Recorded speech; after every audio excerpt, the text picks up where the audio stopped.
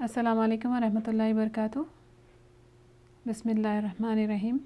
अल्हम्दुलिल्लाहि रब्बिल आलमीन वस्सलातु वस्सलामु अला अशरफिल अंबिया वल मुरसलीन सय्यिदिना मुहम्मदिन व अला आलिहि व अस्हाबिहि अजमईन वल आक़िबतु लिल मुत्तक़ीन अम्मा बाद। रब्बि इश्रह ली सदरी व यस्सिर ली अमरी वहलुल उक़दतम मिन लिसानी यफ़क़हू क़ौली। अल्लाहुम्मा अनफ़अनी बिमा अल्लमतनी व अल्लिमनी मा यनफ़अनी व ज़िदना इल्मा। इमाम नववी हदीस नंबर 23। अबी मलिक अल हारिस इब्न आसिम अल अशरी से रिवायत है कि रसूलुल्लाह सल्लल्लाहु अलैहि वसल्लम ने फरमाया, अत्तुहूरु शत्रुल ईमान, तहरत पाकीज़गी सफ़ाई हिस्सा है या निस्फ़ है, आधा है ईमान का। और अल्हम्दुलिल्लाह तमलुल मीज़ान, भर देता है मीज़ान को, तराजू को। और सुबहान अल्लाह कहना और अल्हम्दुलिल्लाह कहना, ये दोनों भर देते हैं जो कुछ है आसमान और ज़मीन के बीच की वुसअत को। वसलातु नूरुन, और नमाज नूर है। वसदकातुल बुरहानुन, और सदका दलील है, प्रूफ है। वस्सब्रु दियाउन, और सब्र रोशनी है। और कुरान हुज्जतुल लका औ अलैक, या तुम्हारे हक़ में या तुम्हारे ख़िलाफ़ हुज्जत है। हर इंसान जब सुबह उठता है अपनी नफ्स को बेचकर या उसको आज़ाद कर देता है या उसको हलाक तबाह कर देता है। सुभान अल्लाह, बहुत ही इम्पॉर्टेंट हदीस, सही मुस्लिम की हदीस है। तो इस हदीस में तहरत यानी वज़ू और गुस्ल, ज़िक्र, नमाज, सदका, सब्र और तिलावत कुरान की फ़जीलत बताई गई है कि ये सब करने के लिए हमको क्यों कहा गया है, हम क्यों करते हैं, जब करते हैं तो क्यों करते हैं, इनसे क्या मिलेगा हमको, इनके फ़ायदे क्या है। रसूल सल्लल्लाहु अलैहि वसल्लम हमको बता रहे कि इनका हकीकी मकाम क्या है, ताकि हम पूरे दिल के साथ शौक़ के साथ ये सब कर सकें। इसको हदीस में 8 पार्ट्स में मैंने डिवाइड किया उसको। तो पार्ट फर्स्ट है इसका, अत्तुहुरु शत्रुल ईमान, यानी ताहरत निस्फ़ ईमान है। ताहरत को निस्फ़ ईमान कहा गया। तो यहाँ जो अरबिक में वर्ड है शतर, इसके लिए हम जो ट्रांसलेशन में वर्ड यूज़ करें वो निस्फ़ यूज़ कर रहे हैं और उसको हम हाफ़ ट्रांसलेट करते हैं। नॉट नेसेसरली डजंट मीन के शतर जो वर्ड है ये दो का एक हिस्सा, दो में से एक हिस्सा माना जाता है, तो इसलिए उसको आधा कह देते हैं। लेकिन इट्स नॉट, ये इसका मतलब ये नहीं है कि हिस्सा है, इसका मतलब ये नहीं कि 50-50 है। हिस्सा कुछ भी हो सकता है कि 90% एक हिस्सा है और 10% एक हिस्सा, या 35% एक, 60 एनी। तो बस इतना है कि एक वन होल के दो हिस्से में से एक ईमान का एक हिस्सा ताहरत है। तो ताहरत के भी दो पहलू है, एक तो उसका जिस्मानी पहलू है जो फ़िज़िकल या ज़ाहिरी, और एक दूसरा उसका अंदरूनी पहलू है जिसको हम आगे देखते हैं। पहले हम ज़ाहिरी पहलू देख लेते हैं, उसके बाद हम उसको जो उसका बातिनी या मानवी या उसका जो नेक्स्ट उसका जो पहलू हम देख लेंगे बाद में। तो ताहरत के दो पहलू में जिस्मानी जो फ़िज़िकल या ज़ाहिरी है, तो उसमें हाथ पैर साफ़ करना, वज़ू गुस्ल के जो इसके ज़रिए मैल कुचैल दूर करना, ये माने में है। कुछ ने इस हदीस में ताहरत का मतलब वज़ू ले लिया कि सिर्फ वज़ू जो है वो माने में है, क्योंकि कुरान में सूरह बकरा आयत नंबर 43 में आता है, जब क़िबला बैतुल मक़दस से तब्दील होकर मस्जिद हरम की तरफ किया गया था, तो सहाबा ने उन सहाबा के बारे में सवाल किया था कि जो ये वक्फ़े में जो फ़ौत हो गए थे ना, उनके बारे में सवाल किया था कि उनकी नमाज का क्या होगा, जो बैतुल मक़दस की तरफ मुँह करके पढ़ते रहे और ऐसे ही फ़ौत हो गए। तो कुरान में अल्लाह ताला ने फरमाया कि अल्लाह उनके ईमान को ज़ाया नहीं होने देंगे। तो वहाँ पे वो ईमान का माना नमाज लिया गया है, और पाकीज़गी आधा ईमान है, और वज़ू के बगैर नमाज नहीं होती। तो इस वजह से यहाँ जब तहरत का वर्ड यूज़ हुआ तुहुर, तो उसका माना कुछ स्कॉलर्स ने वज़ू ले लिया। लेकिन अक्सर जो है स्कॉलर्स अक्सर ने इसका पूरी तहरत सफ़ाई का माना लिया है, जो अंदर से ईमान के साथ पाक होते हैं और वो नेचुरली बाहर से अपनी तहरत पर तवज्जो देते हैं। लेकिन जस्ट एक नेचुरल अकरेंस है, क्योंकि बाहर की पाकीज़गी के का साथ ही अंदर के पाक करने में भी रोल होता है। तो जो बाहर पाक होते हैं वो बिकॉज़ उनके अंदर एक कोई चीज़ होती है जो उनको पाक करने पे इनकरेज करती रहती है। रसूलुल्लाह सल्लल्लाहु अलैहि वसल्लम ने हदीस में फरमाया कि वज़ू का पानी के साथ गुनाह भी बह जाते हैं। इसलिए स्कॉलर्स कहते हैं कि वज़ू के पानी जब हम हाथ पैर चेहरा से जब तक ये पानी टपक रहा है ना, या पानी टपक कर गिर रहा है, تو تب تک رک جائے، پھر چاہو تو نیپکن ٹاول سے پوچھ لے کیونکہ اگر یہ ہم کو یہ بتایا گیا کہ وضو کے پانی کے ساتھ گناہ ٹپک رہا ہے تو اس لیے ٹپکنے دے پھر. تو اس سے پتہ چلتا ہے کہ وضو بھی جو ہے یہ گناہ معاف کرنے کا ایک ذریعہ ہے. اور یہ ہم صغیرہ گناہ کی بات کریں تو کسی نے کہا کہ ایمان کے 2 حصے ہیں، ایک ہے عقیدہ اور ایک عمل. تو وہ معنی میں، اور جو طہارت ہے یہ عمل کرنے والی چیز ہے، تو اس معنی میں انہوں نے ایمان کا ایک پارٹ طہارت کو لیا ہے. اب جیسے ہمیں بتایا کہ ایک حصہ اس کا جو ظاہری صفائی ہے، اب ایک باطنی یا معنوی صفائی جو ہے اندرونی طہارت یا روحانی طہارت. تو جو جسمانی طہارت ہے یہ باڈی کا میل کچیل سے دور کرتی ہے، اور معنوی طہارت جو ہے جو اندرونی گندگی کو ہٹائے گی. معنوی طہارت وہ ہے جو شرک، کفر، بدعت، نفاق، گناہ، نافرمانیوں سے، حسد سے، جیلسی، گرجز، کینہ، برے خیالات سے، برائیوں سے خود کو صاف کرنا، طہارت حاصل کرنا. اس لیے وضو کے بعد وضو کے بعد جو دعا ہم کو وضو کے بعد پڑھنے کی دعا سکھائی گئی ہے نا، اس میں شہادت کا کلمہ ہے نا، اشہد ان لا الہ الا اللہ اشہد ان. ایسا ہے جیسے میں نے شہادت پڑھ لی ہے، مطلب میں شرک اور گناہ سے بھی میں نے روحانی پاکیزگی حاصل کر لی ہے یہ پڑھ کر. تو اگر وضو اگر نہیں تو نماز نہیں ہوتی، اور نماز نہیں تو ایمان پورا نہیں.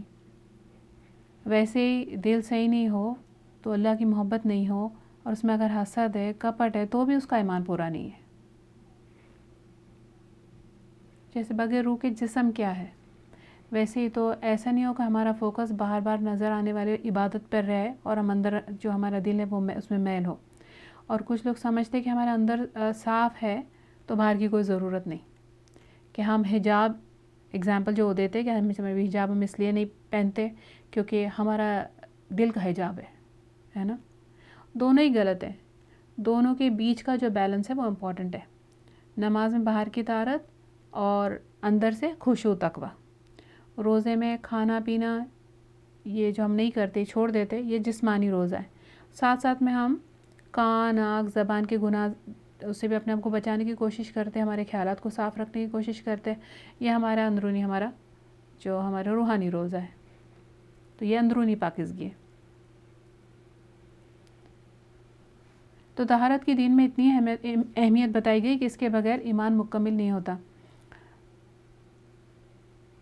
تو ابھی جیسے دل کو صاف رکھنا ہے اور فزیکلی بھی دونوں ہم کو کرنا ہے. نہا دھو کر صاف ستھرے کپڑے پہننے، فزیکلی بھی نا، تو بال، دانت، ناک، آنکھ، ناخن صاف کرنا، یہ سب ایمان کا حصہ ہے. تو ایک چیز دوسرے سے فیڈ آف ہوتی ہے، اندر سے باہر، باہر سے اندر. تو ہمارے ہر عمل میں جسمانی اور روحانی پاکیزگی دونوں ضروری ہے.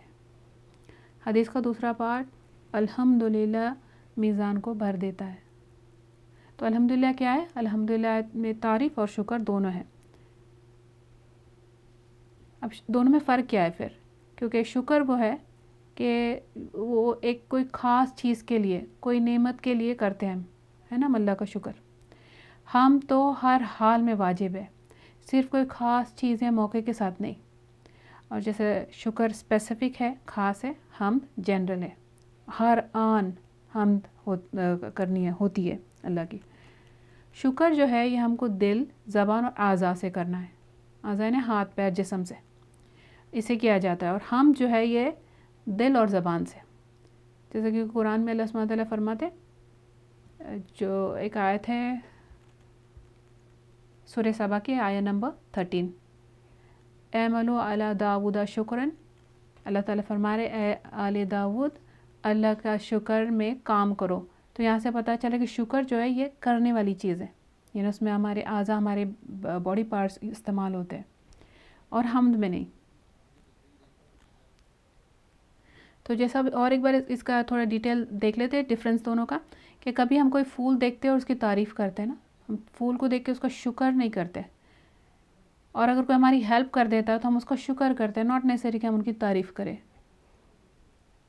اور اللہ کا ہم ہر حال میں دونوں کرتے ہیں، کیونکہ جو قرآن ہے یہ بسم اللہ الرحمن الرحیم سے شروع ہوتی ہے، اور سب سے پہلا ورڈ جس سے قرآن شروع ہوتا ہوا ہے الحمدللہ. تو الحمدللہ اللہ کی تعریف اور اللہ کا شکر ہے جو اللہ کو بہت زیادہ پسند ہے. اللہ سبحانہ تعالیٰ کو جو اتنے سارے بہترین جو صفت ہے، اللہ تعالیٰ کی جو صفت ہے، جو ایٹریبیوٹس ہیں، جیسے فار ایگزامپل ہم کچھ دیکھتے کہ اللہ بہت زیادہ اور ہر وقت رحم کرنے والے، بہت زیادہ معاف کرنے والے، بہت زیادہ محبت کرنے والے، سب سے بڑھ کے انصاف کرنے والے، سب سے زیادہ مہربان، سب سے زیادہ درگزر کرنے والے، ہمیشہ ہمیشہ رہنے والے، ہر طرح سے پرفیکٹ، ہر ایٹریبیوٹ پرفیکٹ. اللہ تعالیٰ کی ہر پازیٹیو صفت کا اعتراف کرنا، تعریف کرنا ہے، الحمدللہ کہنا ہے. اور ان پرفیکٹ صفت کے ذریعے ہم کو ملی ہر نعمت کا اعتراف کر کے شکر گزار ہو جانا ہے، یہ الحمدللہ ہے. تو یہ احساس کے ساتھ کہ اللہ تعالیٰ کی ہر صفت کو ہم پرفیکٹ ہے، اس کا اعتراف کر رہا ہے، اس احساس کے ساتھ اور شکر کے احساس کے ساتھ جو الحمدللہ کہتا ہے دل سے، ایسا الحمدللہ میزان کو بھر دیتا ہے. میزان جو ہے یہ قیامت کے دن نام اعمال تولنے کے لیے جو ترازو ہے اس کے ذکر میں میزان کا ورڈ ملتا ہے قرآن میں. اور اس کو جیسے ہم کو بتایا گیا کہ میزان کیسا ہے، ویسا ہونا، ویسا وہ ہے، یہ ہمارا ایمان ہے. حدیث سے پتہ چلتا ہے کہ یہ اتنا بڑا ہے کہ اس کے ایک پلڑے میں زمین اور آسمان کو رکھا جا سکتا ہے، اور پھر بھی اس میں مطلب اسپیس ہو. اور یہ ایسا ہے کہ کبھی ان میں ایک چھوٹی سی چیز رکھ دی جائے گی تو وہ ان کو وہ کمپلیٹلی اس میزان کو، اس پلڑے کو بھر دے گی. جیسے یہاں پہ کہا گیا کہ ایک دل سے جو الحمدللہ کہے وہ الحمدللہ وہ میزان کو بھر دے گا. تو اللہ کی ہر طرح کی تعریف کے ساتھ اللہ کا دل سے ہر طرح کا شکر، یہ الحمدللہ ہے. اللہ تعالیٰ ہم کو ایسے الحمدللہ کے بار بار نصیب کرے. یا رب، رسول ہم نے فرمایا ہم سے بڑھ کر کوئی چیز اللہ تعالیٰ کو زیادہ پیاری نہیں ہے. تو کچھ لوگ ہوتے ہیں جو ہر حال میں ماشاءاللہ اللہ کے فیصلوں پہ راضی ہوتے ہیں. خوشی ملی تو حمد کرتے، کوئی تکلیف ہو تب بھی حمد کرتے، کہتے ہیں کہ اس سے زیادہ بھی ہو سکتی تھی تکلیف، اور یہ کہ اس تکلیف سے معلوم نہیں اللہ تعالیٰ نے ہم کو کون سی بڑی تکلیف سے بچا کے رکھا ہے. تو دیکھو کہ یہ بہت خوبصورت حدیث ہے. رسول اللہ صلی اللہ علیہ وسلم نے فرمایا کہ کوئی نعمت ملنے پر جب کوئی الحمدللہ کہے تو یہ الحمدللہ اس نعمت جو ہم کو جو نعمت ملی ہے اس سے زیادہ قیمتی ہے. اگزامپل دیکھو کہ اگر کسی کو کروڑوں ڈالرز کا فائدہ ہو گیا اور اس نے اس پر اللہ تعالیٰ کا حمد کیا نا، الحمدللہ کہہ دیا، تو اس کروڑوں ڈالر سے زیادہ قیمتی نعمت اس کا یہ الحمدللہ ہے. یعنی جو اللہ تعالیٰ نے ہم کو دیا ہے اس سے بڑھ کے ہم نے اللہ تعالیٰ کو ریٹرن کیے، یعنی اللہ تعالیٰ کے پاس اس کی ویلیو کے ٹرمز میں. آپ سوچو کہ ہم اللہ کو کیا دے سکتے ہیں، ہم اللہ کو کیا دے، اگر جب ہم نے اللہ تعالیٰ نے جو ہم کو دیا اس سے بڑھ کر اگر ہم الحمدللہ میں ریٹرن کر رہے ہیں، اس الحمدللہ کے بدلے میں اب کیا دیں گے ہم کو اللہ رب العالمین، کیا دے سکتے ہیں. سبحان اللہ، اللہ اکبر. تو یہ حدیث کا سیکنڈ پارٹ ختم، اب حدیث کا تھرڈ پارٹ تھا. سبحان اللہ اور الحمدللہ کہنا دونوں ہی بر دیتے ہیں جو کچھ آسمان اور زمین کے درمیان ہے ان سب کو. اتنی بڑی نیکی ہے یہ دونوں کہنا. الحمدللہ کیا تھا کہ سب تعریف اللہ ہی کے لیے ہے، ہر اچھی صفت کا افرم کرنا، اس کو بولتے ہیں اس بات. سبحان اللہ کا معنی اللہ پاک ہے. پاک ہے اللہ کس سے؟ ہر اس چیز سے جو اللہ کے شان میں نقص یا نفی واقع ہوتی ہے، جو بات سے، ہر عیب سے، ہر کمی سے، جیسے کمزوری، بڑھاپا، یا ختم ہو جانا، یا موت، یا بچوں کی ضرورت، یا شوق محسوس کرنا ایکسیٹرا، یہ ساری چیزیں. تو یہ الحمدللہ جو ہے یہ افرمیشن ہے. تو سبحان اللہ کیا ہے؟ نفی ہے، نیگیشن ہے. دونوں ڈفرینٹ ہے اور دونوں ایک دو پارٹس ہے کمپلیشن کے لیے. تو کیا چیزوں سے ہم اللہ تعالیٰ کو جب ہم پاک قرار دیتے ہیں، اور اگزامپل دیکھو جیسے کرسچنز کا یہ کہنا کہ اللہ تعالیٰ نے دنیا 6 دنوں میں بنائی، یہ ہم بھی مانتے ہیں، اللہ تعالیٰ سبحانہ کہ قرآن میں آتے ہیں اللہ تعالیٰ نے یونیورس پورا 6 دنوں میں بنایا دنیا اور سب. لیکن کرسچنز یہ مانتے ہیں کہ 7ویں دن اللہ تعالیٰ نے آرام کیا. یا آرام کون کرتے ہیں؟ جو تھک جاتے ہیں. یعنی وہ کیا بتا رہے ہیں یہاں پہ کہ اللہ تعالیٰ تھک گئے، نعوذ باللہ. تو یہاں سبحان اللہ کا مطلب ہے کہ اللہ پاک ہے اس کمزوری سے، اس بات سے کہ اللہ کو تھکان محسوس ہو، یا اللہ تعالیٰ کو اونگ آئے، یا اللہ تعالیٰ کو نیند آئے. کہ اللہ تعالیٰ خود قرآن میں آیت الکرسی میں فرماتے ہیں نا لا تأخذہ سینۃ ولا نوم، کہ تو کتنے بھی دنیا میں کتنے بھی بڑے 30 مار خان ہوں تو کیا وہ بغیر سوئے رہ سکتے ہیں؟ کوئی بھی بغیر سوئے بغیر تھکے نہیں رہ سکتا سوائے اللہ کے. سبحان اللہ، یہ ہے اللہ تعالیٰ کی پرفیکٹ صفت. اس لیے جب الحمدللہ اور سبحان اللہ مل کر آتے ہیں نا تو یہ بہت ہی زبردست ذکر ہے. ایک افرمیشن ہے اور ایک نیگیشن ہے. اللہ تعالیٰ کو ہر ڈیفیشنسی سے پاک قرار دینا ہے اور ہر پرفیکشن اللہ تعالیٰ کا ریکگنائز کرنا ہے، یہ دونوں ملا کر. رسول اللہ صلی اللہ علیہ وسلم سے پوچھا گیا کہ کون سا کلام افضل ہے. آپ نے فرمایا جو اللہ نے اپنے بندوں اور فرشتوں کے لیے چنا ہے، سبحان اللہ و بحمدہ. تو صحیح بخاری جو ہے اس کی سب سے پہلی جو حدیث ہے یاد ہے آپ کو کیا ہے؟ انما الاعمال بالنیات، جو 40 نبوی جو ہم پڑھ رہے ہیں 40 حدیث، اس کی بھی پہلی حدیث یہ ہے اور صحیح بخاری سے لی گئی. تو صحیح بخاری کی جو آخری حدیث ہے میں بتا رہی ہوں آپ کو بس ایک جنرل انفارمیشن کے لیے. پہلی حدیث انما الاعمال بالنیات ہے بخاری کی، اور آخری حدیث کیا ہے؟ رسول اللہ صلی اللہ علیہ وسلم نے فرمایا، یہ حدیث آخری. 2 کلمے ہیں جو زبان پہ بہت ہلکے ہے، میزان پر بہت بھاری ہے اور رحمان کو بہت پسند ہے، سبحان اللہ و بحمدہ سبحان اللہ العظیم. قرآن میں آتا ہے کہ کوئی چیز ایسی نہیں ہے جو اللہ کی حمد کے ساتھ اس کی تسبیح نہ کرتی ہو، بس تم ان کی تسبیح نہیں سمجھتے. اور کتنی بدقسمتی کی بات ہے نا کہ اگر ہر چیز اللہ کی تسبیح کرتی ہے اور ہم محروم ہو جائے. حدیث میں ہے ذرہ ذرہ تسبیح کرتا ہے، یہ ان کی نماز ہے، اور اللہ کی مخلوق کو اس کے ذریعے رزق ملتا ہے. یعنی یہ تسبیح سبحان اللہ و بحمدہ اللہ کو راضی کرتی ہے، رزق میں اضافہ کا ذریعہ ہے. اس سے انسان کے دکھ اور پریشانی اور غم دور ہوتے ہیں. حدیث میں ہے کہ جو شخص دن میں 100 بار سبحان اللہ و بحمدہ پڑھتا ہے اس کے گناہ معاف کر دیے جاتے ہیں، اگر وہ سمندر کے فوم، سمندر کے چھاگ کے برابر ہی کیوں نہ ہو. تو یہ تسبیح تو کبھی چھوٹنا نہیں چاہیے. سبحان اللہ و بحمدہ کہنے سے جنت میں درخت لگتا ہے. رسول اللہ صلی اللہ علیہ وسلم نے فرمایا جو رات سے خوف کھائے، یعنی رات سے گھبراہٹ محسوس ہوتی ہے نا، بہت سارے لوگوں ایسا ہوتا ہے کہ وہ پریشان کرے گی، یعنی رات پریشان کرے گی، اور مال خرچ کرنے سے بخل کرے، یعنی کسی کو کچھ دینے کا دل نہیں کرتا ہے، دل میں تنگی ہے، ہاتھ تنگ محسوس کرتا ہے، یہ دشمن کے مقابلے کرنے سے ڈرے، یعنی بزدلی فیل کرتے ہیں اندر، تو اس کو اس قول کی کثرت کرے. اس کو یہ جو قول ہے سبحان اللہ و بحمدہ کرنے سے بڑا فائدہ ہوگا. یعنی کثرت کے ساتھ سبحان اللہ و بحمدہ پڑھتے رہے. یہ اللہ کے نزدیک اللہ کے راستے میں سونے کا پہاڑ خرچ کرنے سے زیادہ محبوب اللہ کو. رسول اللہ صلی اللہ علیہ وسلم نے فرمایا سبحان اللہ والحمد للہ اللہ اکبر لا الہ الا اللہ ہم تک پہنچے ہوئے کلمات میں سے سب سے عظیم ہے، یعنی گریٹسٹ کلمات ہیں. ان سے بہت زیادہ فائدے ہیں. جب بندہ یہ کہتا ہے اللہ تعالیٰ اس کی تصدیق کرتے ہیں. بندہ کہتا ہے سبحان اللہ، اللہ کہتے ہیں ہاں اس نے صحیح کہا. بندہ کہتا ہے الحمدللہ، اللہ تعالیٰ کہتے ہیں اس نے سچ کہا.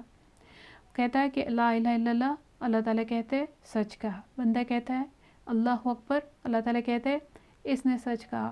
پھر جب بندہ کہتا ہے اللہم اغفر لی، اللہ مجھے معاف کر دے، اللہ تعالیٰ کہتے ہیں میں نے تجھے معاف کر دیا. بندہ کہتا ہے اللہ مجھ پہ رحم فرما، اللہ تعالیٰ کہتے ہیں میں نے رحم کر دیا. وہ کہتا ہے اللہ مجھے رزق دے، اللہ تعالیٰ فرماتے میں نے تجھے رزق دینے کا فیصلہ کر لیا۔ دیکھو سبحان اللہ کتنا بہترین ذکر ہے یہ۔ جو بھی کنڈیشن ہو ہماری، جو بھی دن کتنا بھی مصروف چل رہا ہو نا، 10 منٹ نکال کر اس کو ضرور پڑھنا چاہیے۔ ڈپریشن، غم، پریشانی کے لیے تو ہم جیسے لاسٹ ٹائم ہم نے ڈسکس کیا تھا، اللہ اللہ ربی لا اشرک بہ شیئا، وہ ایک دعا تھی کہ ہم اس کو کثرت سے پڑھیں۔ ساتھ میں یہ بھی سبحان اللہ و بحمدہ بہترین ذکر ہے، اور یہ کلمات اللہ کے عرش کے ارد گرد چکر لگاتے ہیں اور ان کی بھنبھناہٹ ہوتی ہے، اور یہ پڑھنے والوں کا وہاں پہ نام لیا جاتا ہے، ذکر ہوتا ہے یہ کلمات پڑھنے کی وجہ سے۔ رسول اللہ صلی اللہ علیہ وسلم نے فرمایا سبحان اللہ والحمد للہ ولا الہ الا اللہ واللہ اکبر پڑھا کرو، کیونکہ یہ کلمات قیامت کے دن تمہارے آگے اور تمہارے پیچھے آ کر تمہارا بچاؤ کریں گے۔ جنت والے جب جنت میں سانس لیں گے، ان کے سانس کے ساتھ یہ جو کلمے ہیں ان کی تسبیح ہوں گی، سبحان اللہ والحمد للہ۔ جیسے ہم کو اللہ تعالیٰ نے پیدائشی سانس لینا سکھا دیا نا، جو بچہ پیدا ہوتے تو امیڈیٹ جب سانس لینا کوئی نہیں سکھاتا، وہ سیکھ کر آئے ہوتے، ویسے یہ تسبیح اللہ تعالیٰ جنت میں ہماری سانس، یہ تسبیح ہماری سانس ہوں گی، اور جنتی اس کو بہت پسند کریں گے۔ دنیا میں جو ان کو اس کی عادت تھی اس وجہ سے، اور خوش قسمت ہے جو تسبیح پڑھتے رہتے، یہ تسبیح اور کوئی بھی تسبیح، اور بد قسمت ہے وہ جو اپنا وقت کو ضائع کر دیتے ہیں۔ اللہ تعالیٰ ہم کو الہمائنی علی ذکرک و شکرک و حسن عبادتی کا۔ تو یہ حدیث کا پارٹ 4 ہے اب یہ، اور نماز نور ہے، جس نے نماز ویسی پڑھی جیسے پڑھنے کا حق ہے تو یہ دل میں نور پیدا کرتی ہے، اس کا معنی ہے چہرے پر، قبر میں، اور کیونکہ قبر میں تو یہ نماز جب سب چلے جائیں گے سرانے آ کر بیٹھ جائے گی سپورٹ کرنے کے لیے نا، اور حشر میں یہ نور ہوگی نماز، کیونکہ قیامت میں اندھیرا ہے، ہر ایک کے پاس صرف اس کے عمل کی روشنی ہوگی، اور پل سے رات پر بھی صرف اپنے خود کے عمل کی روشنی ہوگی۔ قیامت کے دن پل سے رات پر سے گزرتے ہوئے مومنوں کے پاس لائٹ ہوگی، جس کا جتنا زیادہ ایمان، اور کچھ لوگوں نے کہا کہ جس کی جتنی زیادہ اچھی نماز ہوگی ان کی لائٹ اتنی برائٹ ہوگی، زیادہ ہوگی، اور جن کی نماز نہیں ہے یا کمزور ہے وہ پل صراط کو پار نہیں کر سکیں گے، نعوذ باللہ۔ اللہ ہماری حفاظت کرے یا رب۔ نور کا مطلب یہ بھی لیا گیا کہ جیسے لائٹ ہو تو راستہ صحیح سے دیکھ سکتے ہیں نا، ویسے نماز پڑھنے والوں کے لیے ہدایت کی طرف کا راستہ پہچان لینا، نیکی کی طرف کا راستہ پہچان لینا، صحیح فیصلے کی طرف راستہ پہچان لینے میں وہ نور کا کام کرتی ہے۔ قرآن میں آتا ہے کہ نماز اپنے پڑھنے والوں کو روکتی ہے بے شرمی اور برائی سے، گناہ سے۔ اس کا مطلب یہ بھی لیا گیا کہ نماز پڑھنے والوں کے لیے قیامت کے دن جو سجدہ اور وضو کے جو اعضاء ہیں وہ چمک رہے ہوں گے۔ رسول اللہ صلی اللہ علیہ وسلم نے فرمایا آگ آدم کے بیٹوں کو کھا جائے گی سوائے سجدے کے نشان کے۔ اللہ نے آگ پر سجدے کے نشان کو کھانا حرام کر دیا ہے۔ تو سجدے کا نشان کون سا ہے؟ جو پیشانی، ناک، 2 ہاتھ، 2 گھٹنے، 2 پیر۔ دنیا میں تو یہ نشان کالے یا ڈارک سپاٹس کی طرح ہوتے ہیں، قیامت کے دن ان میں سے روشنی ہوگی، چمک ہوگی، اور کتنے قیمتی بیج ہے یہ، اللہ ہم سب کو عطا کرے۔ رسول اللہ صلی اللہ علیہ وسلم نے فرمایا کہ روشنی میرے امتیوں کی پیشانیوں سجدے کی وجہ سے روشن گئے، میرے امتیوں کی جو پیشانیاں ہیں یہ سجدے کی وجہ سے روشن ہوں گی، اور وضو کے اعضاء چمک رہے ہوں گے، اور میں ان کو سارے ہجوم میں سے اس وجہ سے پہچان لوں گا۔ رسول اللہ صلی اللہ علیہ وسلم نے فرمایا جس نے نماز پابندی سے پڑھی، نماز اس کے لیے قیامت کے دن نور ہوگی اور دلیل ہوگی اور نجات کا سبب بنے گی، اور جس نے پابندی نہیں کی نماز کی اس کے لیے نہ یہ نور ہوگی، نہ دلیل ہوگی، نہ نجات۔ اللہ تعالیٰ نماز کی پابندی ہم کو عطا کرے۔ حدیث کا پارٹ 5، صدقہ برہان ہے۔ برہان دلیل ہے، پروف ہے کہ یہ ایمان والا ہے، کیونکہ انسان کو مال بہت پیارا ہوتا ہے۔ کہتے ہیں کہ اسی لیے شرٹس جو ہے نا، اس کی جیب سینے پر دل کے پاس بنائی ہوئی ہوتی ہے، کیونکہ ہم کو مال اتنا پیارا ہوتا ہے، اور جیب میں ہم اتنے نزدیک، دل کے اتنے نزدیک رکھتے ہیں ہمارے پیسے۔ لیکن یہی بندے جن کو بہت مال پیارا ہے، جب وہ صدقہ دیتے ہیں، صدقہ کرتے ہیں، تو اس بات کا پروف دیتے ہیں کہ ہاں مال پیارا تو ہے، لیکن اللہ کی رضا یہ زیادہ پیاری ہے۔ یہ ان کے سچائی کا پروف ہے کہ وہ اللہ پہ ایمان رکھتے ہیں، بھروسہ کرتے ہیں۔ صدقہ بندوں کے بلاؤں کو ٹالتا ہے، بیماریوں کو دور کرتا ہے، اس کے لیے نیکی اور بلائی کے دروازے کھولتا ہے، اور اس کی دنیا اور آخرت میں راحت اور امن ہے۔ جو لوگوں کے لیے اپنے صدقے سے خیر کرتے ہیں، اس کے لیے اللہ لوگوں کے دلوں میں محبت ڈال دیتے ہیں۔ اب لوگوں کے دل میں محبت ڈالنے کے لیے صدقہ نہیں دینا چاہیے کہ لوگ مان جائے یا لوگ محبت کرنے لگ جائے، یہ نیت سے کریں گے تو پھر نہیں ہوگا۔ یہ تو اللہ کے لیے صدقہ کرتے ہیں، تو پھر اللہ تعالیٰ لوگوں کے دل میں محبت ڈالتے ہیں۔ اور یہ صدقہ کرنا یہ اللہ والوں کی کیفیت ہوتی ہے، جس وقت جو ماحول ہوتا ہے وہ اس سے فائدہ اٹھا لیتے ہیں، اللہ کی خوشندی کے لیے صدقہ کرتے ہیں۔ حدیث میں ہے کہ ہر صبح 2 فرشتے نیچے اترتے ہیں، ایک کہتا ہے صدقہ کرنے والے کو تو اس کا بدلہ دے، اللہ سے کہتا ہے، اللہ سے دعا کرتا ہے کہ صدقہ کرنے والے کو تو اس کا بدلہ عطا فرما، اور دوسرا کہتا ہے سمیٹ کے رکھنے والوں کے لیے تب بربادی ہو۔ رسول اللہ صلی اللہ علیہ وسلم نے کہا کہ اللہ کی قسم کھائی 3 بار رسول اللہ صلی اللہ علیہ وسلم نے، واللہ واللہ واللہ، صدقہ دینے سے مال کم نہیں ہوتا، لیکن جب ہم اکاؤنٹس کرتے ہیں تو ٹوٹل میں کم ہو جاتا ہے، مطلب یہ لاجک ہے، میتھس ہے، لیکن رسول اللہ صلی اللہ علیہ وسلم کی اس بات پر یقین رکھ کر دینا، یہ یعنی لاجک کے اگینسٹ، ہمارے اکاؤنٹس کے اگینسٹ اس بات پر یقین رکھ کر صدقہ دینا، یہ دلیل ہے، پروف ہے ہمارے ایمان کی۔ تو جو ہمارے بینک اکاؤنٹس میں ہے، ہمارے ہاتھ میں ہے، اس سے بڑھ کر اللہ کی بات پر، اللہ کے ہاتھ میں جو ہے اس پر یقین رکھنا، یہ صدقہ دینے والوں کے مال اللہ ضرور لوٹائیں گے، یہ ایمان رکھ کر خرچ کرنا ایمان کی سچائی کی دلیل ہے، یہ برہان ہے۔ حدیث کا پارٹ 6، الصبر ضیاء، صبر روشنی ہے۔ نماز کو کیا کہا گیا تھا؟ نماز کو کہا گیا تھا کہ نماز نور ہے، نور بھی روشنی ہے نا، لیکن نور ایسی روشنی جیسے چاند کی روشنی، اور صبر کو دیا کہا گیا ہے۔ دیا عربک میں اس روشنی کو کہتے ہیں جس میں حرارت، گرمی، تپش ہوتی ہے، جیسے سورج کی روشنی۔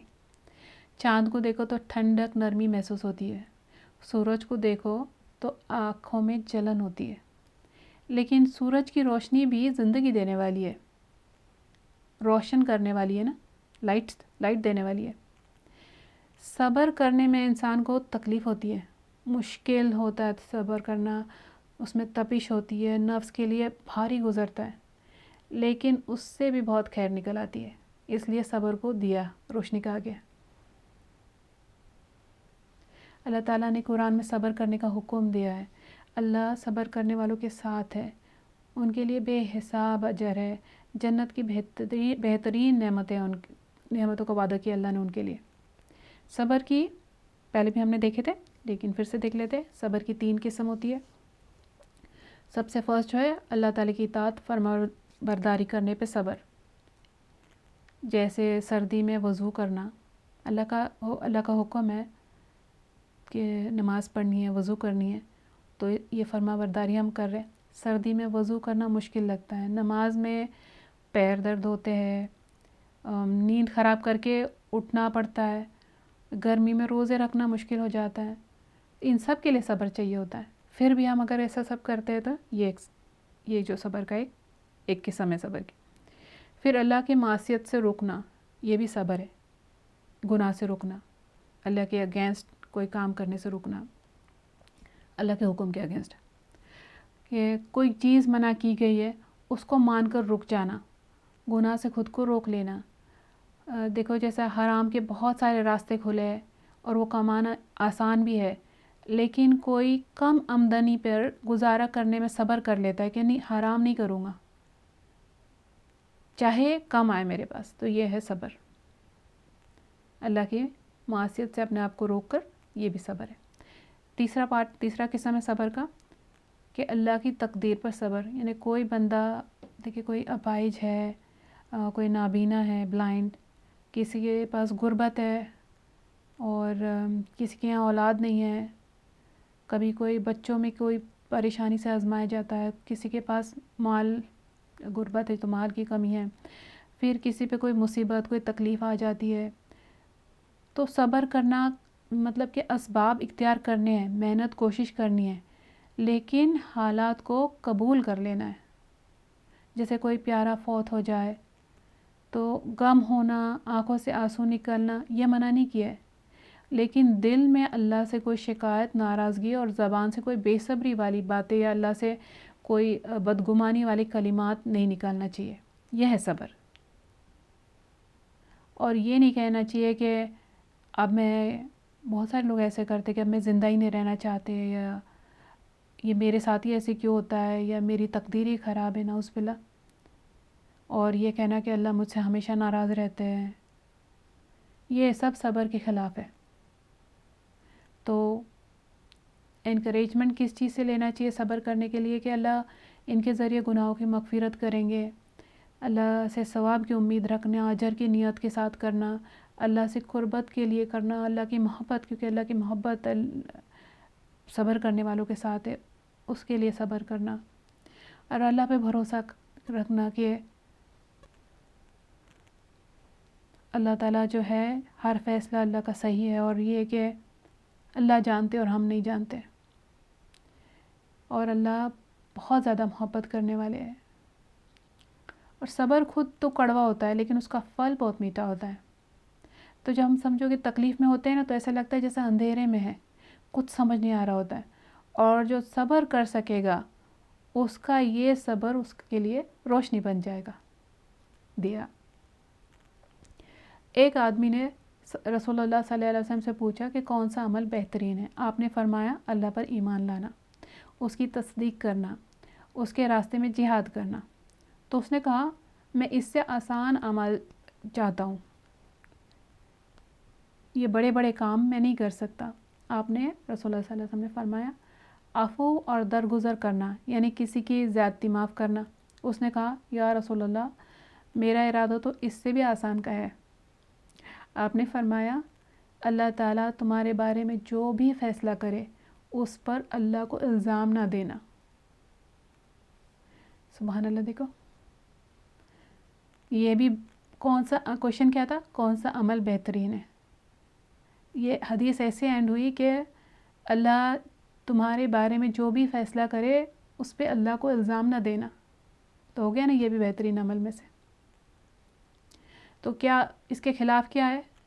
کبھی یہ سوچنا کہ میں ہی کیوں، یا ایسے نہیں کبھی کہنا چاہیے، یا سوچنا کہ پتہ نہیں اس مصیبت کے ذریعے، کہ ایسے سوچ کے اپنے آپ کو منوانا کہ ہو سکتا ہے کہ اللہ اس مصیبت کے ذریعے کوئی اور بڑی مصیبت سے بچا لیں گے، یا ہو سکتا ہے کہ جو مصیبت آئی ہے اس سے زیادہ برا ہو سکتا تھا. ٹھیک ہے، اللہ ہم سے راضی ہو جائے، اللہ ہم کو عافیت عطا کرے. اور یہ حدیث کا پارٹ 7، قرآن یا تو تمہارے طرف سے حجت ہے یا تمہارے خلاف. تو کیا معنی اس کا؟ کہ جو قرآن کی آیتوں کے مطابق عمل کرے گا قرآن قیامت کے دن اس کا سفارشی بن کر آئے گا، اور جس نے ایسا نہیں کیا اس کے خلاف گواہی دے گا. اور جن لوگوں نے قرآن کو چھوڑ دیا، یعنی چھوڑنے کا کیا مطلب ہے؟ قرآن کیسے چھوڑ دیا؟ اس کی تلاوت کرنا چھوڑ دیا، اس کا سمجھنا، اس پر عمل نہیں کیا. جس نے ایسا کیا اس نے قرآن کو پیچھے ڈال دیا. جس نے ایسا کیا اس کے خلاف قرآن گواہی دے گا. تو دیکھو یا تو اس کے طرف گواہی ہے یا اس کے خلاف گواہی، بیچ کا کوئی راستہ نہیں ہے. یہ نیوٹرل رہا قرآن، ایسا نہیں ہے.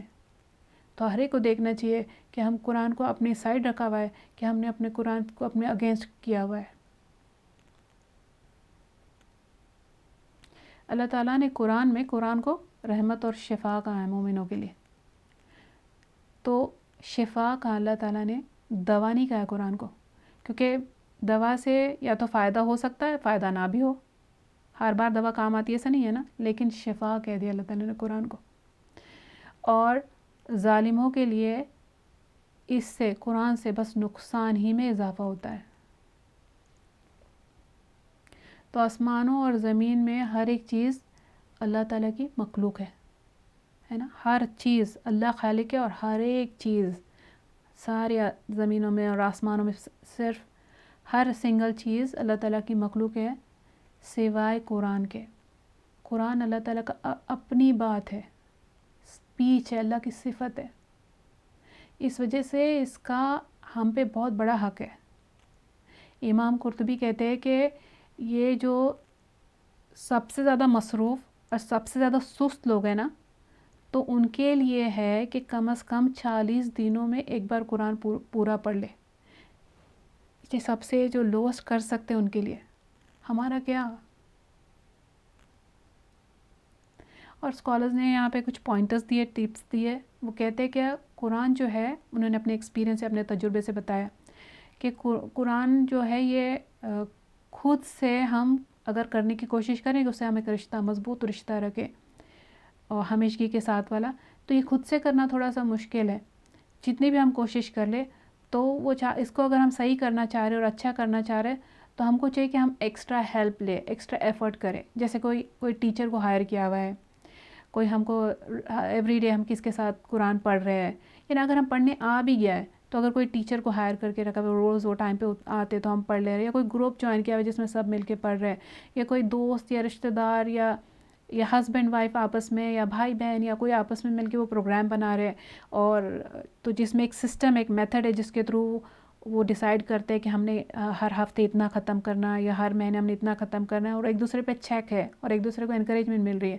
اسی سے امپرومنٹ ہوتی ہے، اسی سے ہم اس میں ایک کنسسٹنسی لا کے ہم کچھ کر سکتے ہیں قرآن کو.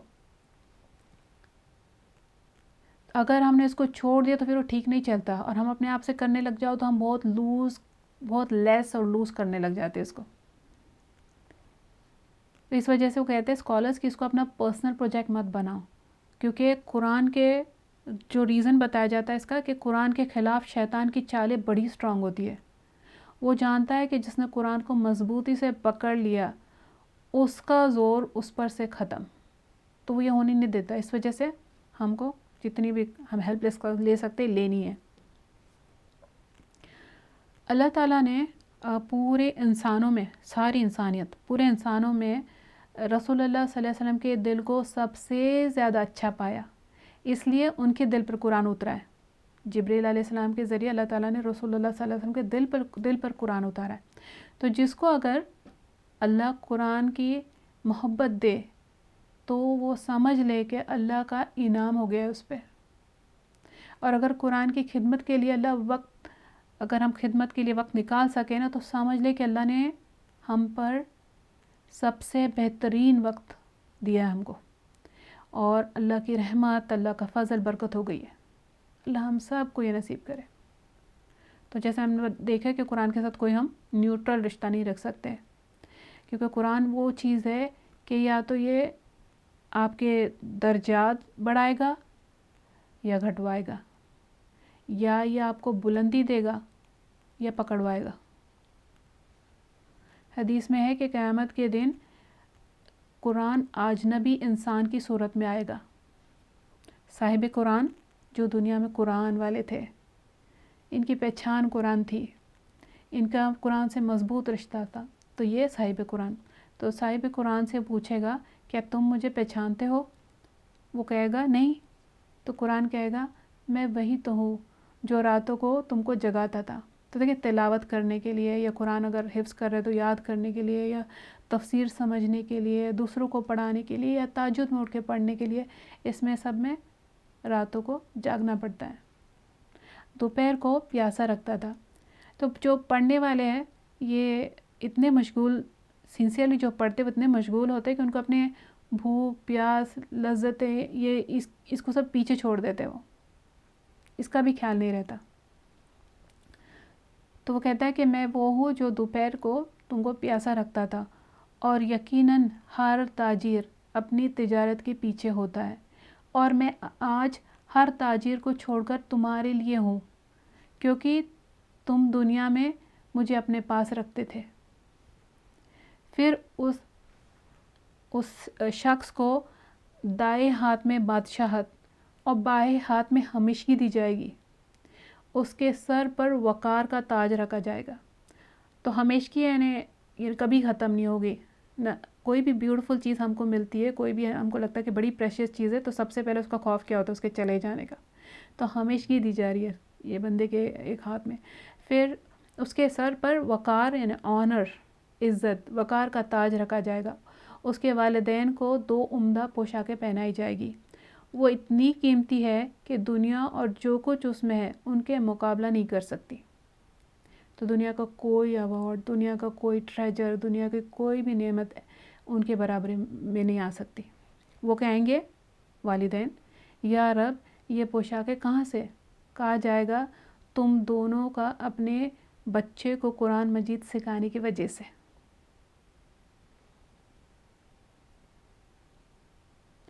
تو یہ تب جب دنیا میں وہ ہمارا ساتھ ہوگا، اس سے ہمارا تعلق ہوگا، تب یہ جا کے سب ہوگا نا. ہماری دوستی ہوگی دنیا میں تو ہوگا یہ. حدیث ہے کہ قرآن مجید ایسا سفارشی ہوگا جس کی سفارش رد نہیں ہوگی. یہ اپنے پڑھنے والوں کے حق میں بحث کرے گا، لڑے گا، آرگیومنٹس کرے گا، اور اس کی آرگیومنٹس سنی جائے گی، مانی جائے گی. قرآن کو اپنے سامنے رکھا، یہ اس کے جنت کی طرف لے کر جائے گا.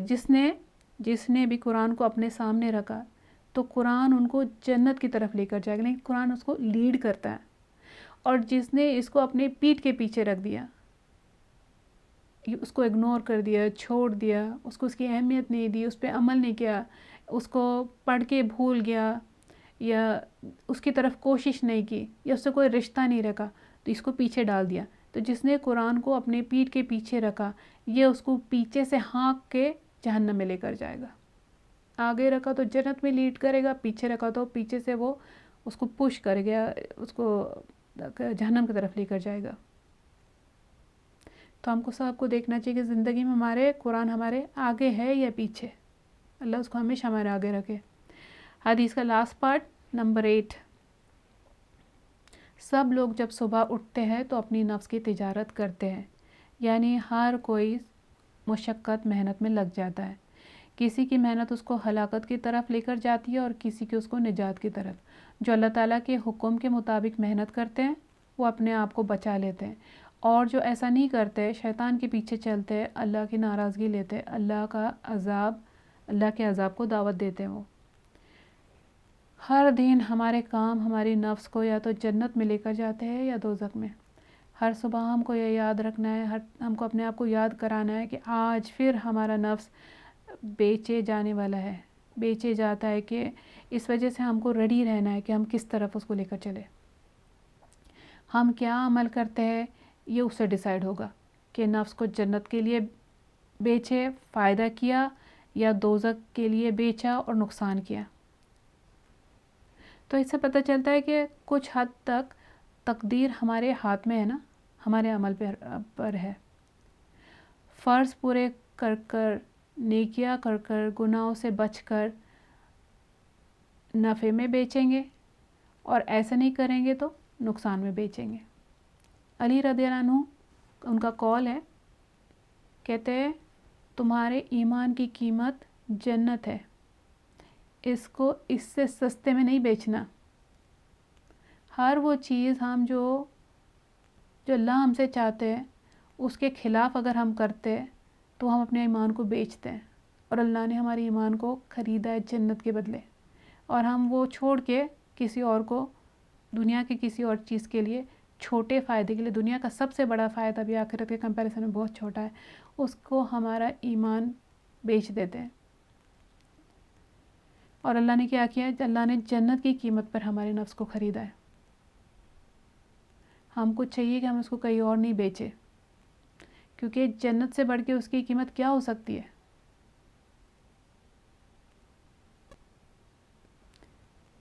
تو ایک اپنے آپ کو آزاد کر کے آ جاتا ہے اور ایک برباد کر کے۔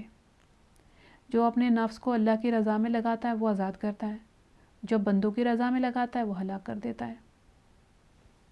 قرآن میں آتا ہے کہ لوگوں میں سے کوئی ایسے بھی ہے جو اللہ کی رضا کے لیے اپنی جان بھی بیچ دیتے ہیں۔ اللہم جعلنا منہم، اللہ ہم کو ان میں سے بنائے۔ قرآن میں آتا ہے کہ ہر شخص اپنے عمل کے بدلے گروی پڑا ہے، اور اچھے عمل کر کے خود کو چھڑاؤ۔ اللہ رب العالمین ہم کو عمل کی توفیق عطا کرے۔ اس کے ساتھ یہ والی حدیث ختم ہو گئی۔ الحمدللہ۔ ربنا اتمم لنا نورنا واغفر لنا ذنوبنا انک علی کل شیء قدیر۔ ربنا تقبل منا انک انت السمیع العلیم وتب علینا انک انت التواب الرحیم۔ سبحان ربک رب العزۃ عما یصفون وسلام علی المرسلین والحمد للہ رب العالمین۔ جزاکم اللہ خیرا کثیرا۔ السلام علیکم ورحمۃ اللہ وبرکاتہ۔